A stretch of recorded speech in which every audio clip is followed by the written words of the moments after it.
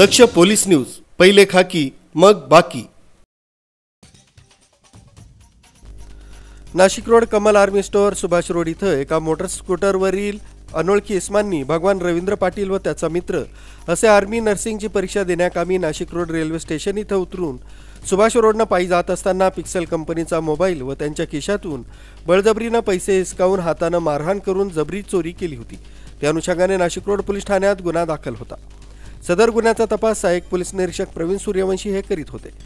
त्या मोटर स्कूटरवरील अनोळखी इसमाचा शोध घेतला असता गुन्हे शोध पथकातील पोलीस कर्मचारी अजय देशमुख व समाधान वाजे यांना गोपनीय बातमीदारामार्फत बातमी मिळाली की सुभाष रोड परिसरात जबरीनं चोरी करणारे चोरटे हे मोटर स्कूटरवर साठेनगर परिसरात फिरताय।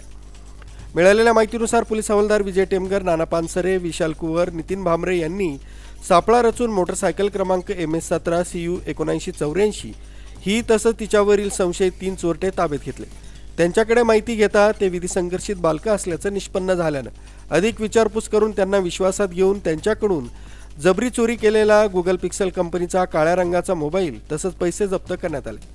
गुन्ह्यात वापरलेली होंडा कंपनीची ॲक्टिवा असं एकूण 1,05,700 रुपये किमतीचा मुद्देमाल जप्त करून गुन्हा उघडकीस आणलाय।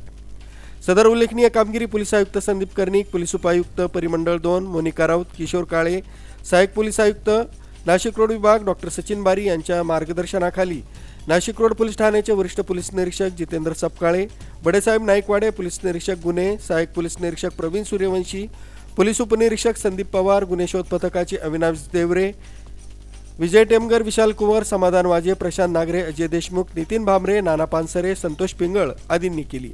न्यूज ब्युरो, दक्ष पोलीस न्यूज, नाशिक रोड।